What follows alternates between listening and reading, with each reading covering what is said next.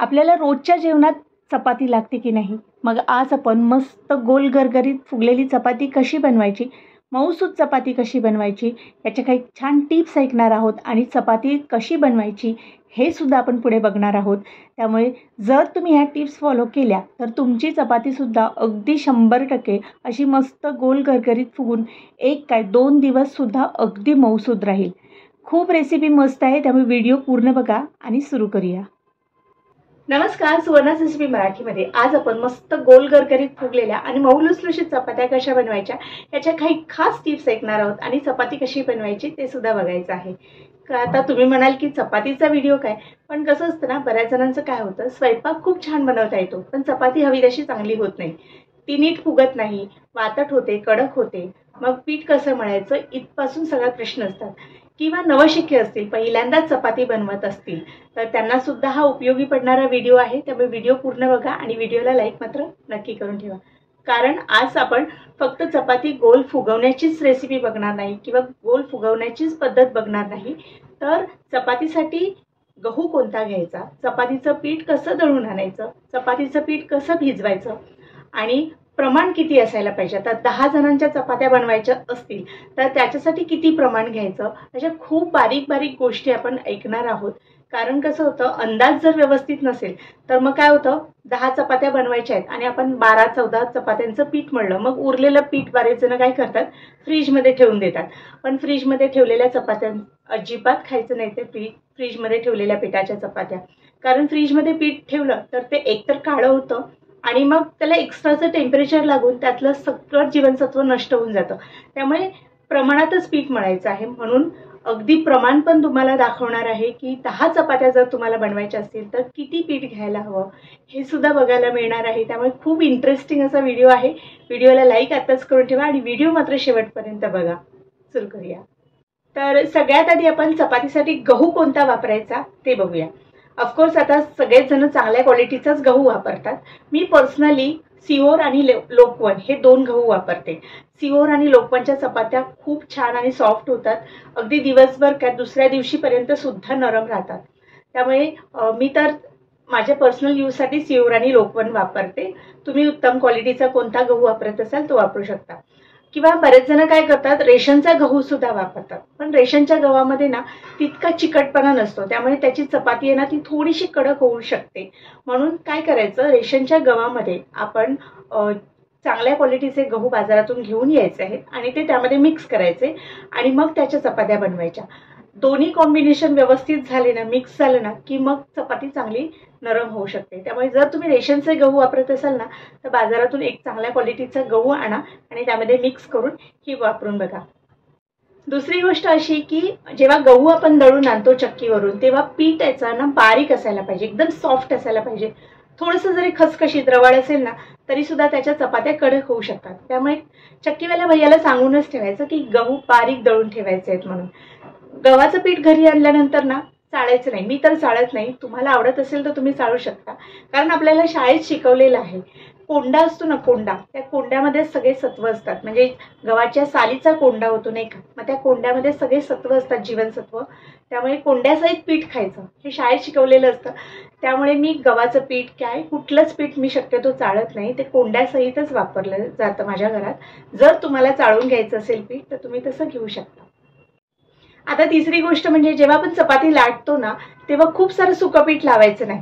खूप सारं सुकं पीठ लावल्याने सुद्धा चपाती कडक होऊ शकते, वातट होऊ शकते. त्यामुळे थोडंसं पीठ लावायचं, जेवढं लागेल तेवढंच, आणि चपाती व्यवस्थित लाटून घ्यायची.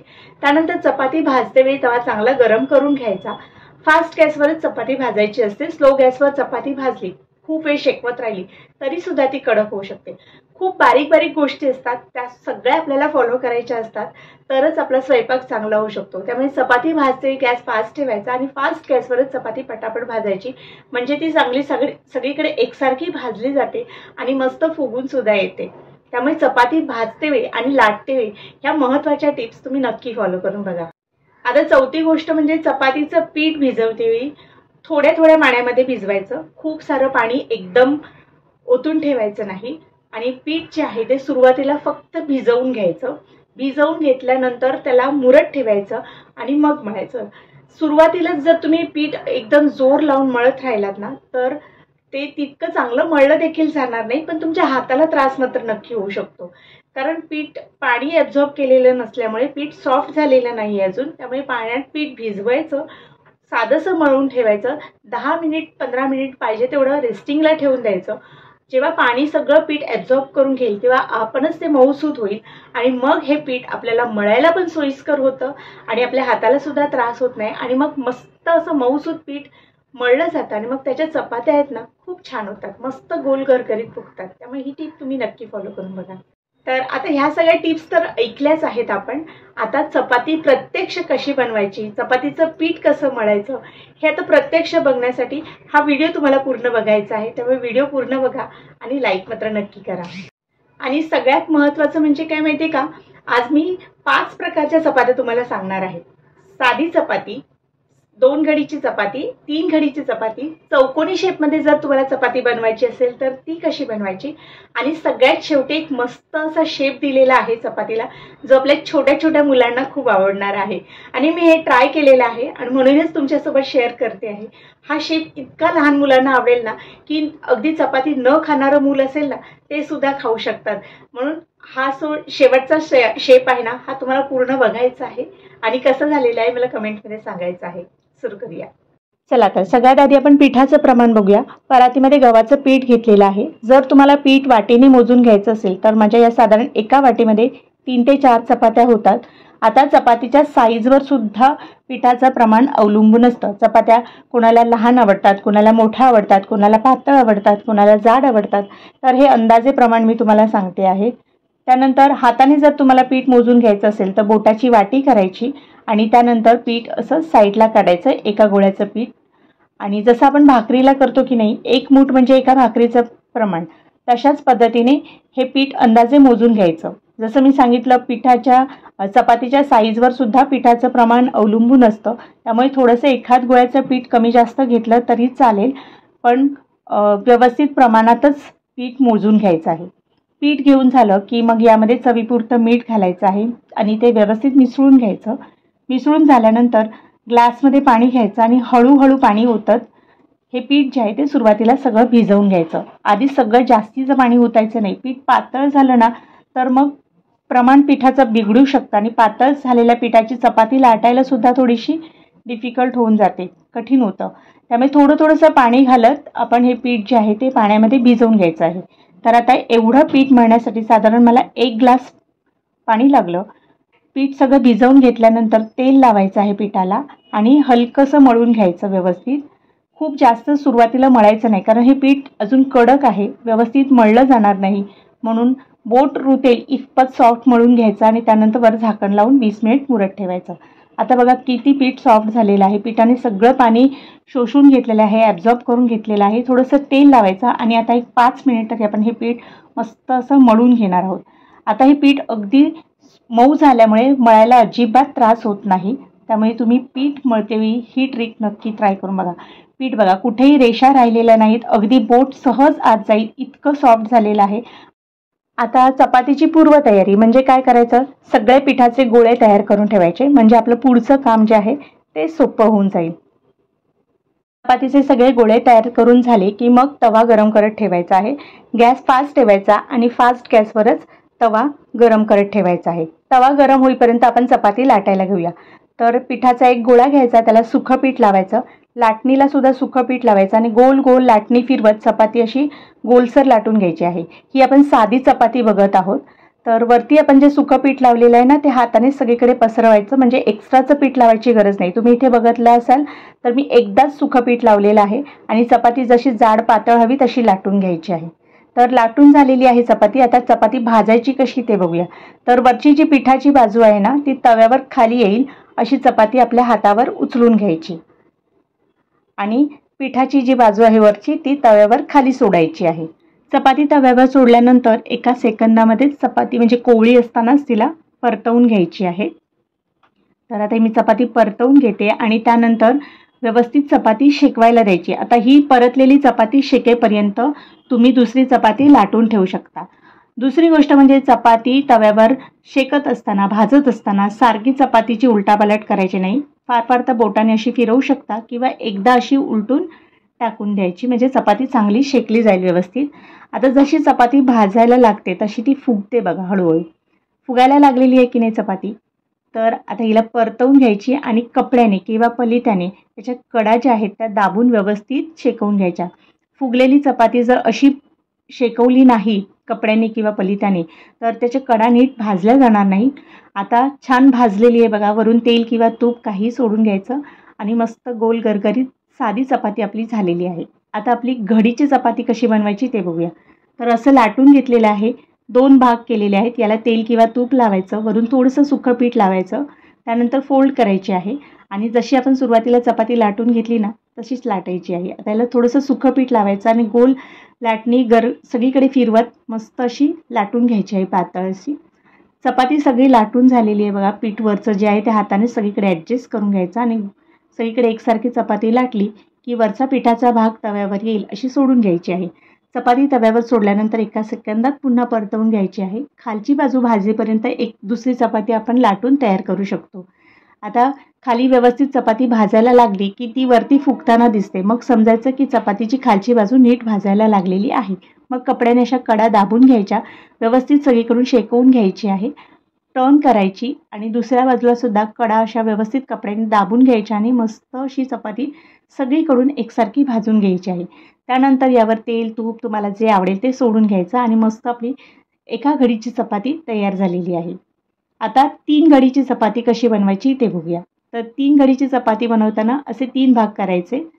थोडंसं पसरवून घ्यायचं, तेल किंवा तूप लावायचं, थोडंसं सुकं पीठ शिंपरायचं आणि 3ही फोल्ड एकमेकावर दुडून घ्यायचे आणि मग जशी आपण 2 घडीची चपाती लाटली ना तशीच चपाती लाटायची आणि भाजून घ्यायची. लहानपणी आम्हाला आईनं अशी मस्त घडीची गोल गरगरीत फुगलेली चपाती सकाळी चहाबरोबर 1 चपाती खाणं कंपल्सरी होतं. चपाती चांगली तव्यावर फुगली ना की वरून तेल लावायची, तेव्हा काही तूप वगैरे नव्हतं, आणि मग तो फुगाय ना पोलीपाटावर असा आपटून फोडायची आणि काय मस्त वाटायची त्या चपाती गरमागरम चहाबरोबर खायला. आणि आमच्याकडे मेस होती त्यामुळे अगदी लहानपणापासूनच चपात्या भाजायची सवय. आई फक्त पीठ मळून द्यायची आणि मग मी आणि माझी बहीण दोघी बसून खूप साऱ्या चपात्या भाजायचो आणि त्यामुळे इतका चांगला सराव झाला ना की आता कशी चपाती असते ती चांगलीच होते. आता ही बघा 3 घडीची चपाती सुद्धा किती छान झालेली आहे बघा, मस्त फुगली की नाही. आता चौकोनी चपाती कशी भाजायची लाटायची ते बघूया.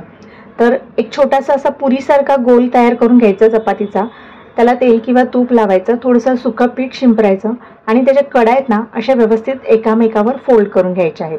तर बघा, आणि याचा चौकोन तयार करायचा. तर चौकोनी असा गोळा तयार झाला की नाही, आता याला सुकं पीठ लावायचं आणि ज्या दिशेने चौकोन आहे त्याच दिशेने लाटणी फिरवायची, सगळीकडे एकसारखीच लाटणी फिरवायची. आणि अशा प्रकारची चपाती ना थोडीशी जाडसर होते, त्यामुळे आपली जी छोटी मुलं असतात ना जी एकच चपाती खाणारी असतात, आता लहान मुलांना काही जास्ती चपात्या लागत नाही, त्यामुळे असा थोडासा जाडसर पराठा दिला ना करून तर त्यांना तो नक्की आवडेल आणि पोट भरीचं देखील राहील. शिवाय हा चौकोनी शेप असल्यामुळे त्यांना थोडंसं वेगळं काहीतरी अट्रॅक्शन वाटेल. तर मस्त ही सुद्धा चपाती बघा काय छान भाजलेली आहे आणि मस्त फुगलेली देखील आहे. तर ही चपाती एक जरी त्या छोट्या मुलांनी खाल्ली ना तरी सफिशियंट आहे. मस्त गरकन फुगली की नाही. तर आपली चौकोनी चपाती सुद्धा झालेली आहे.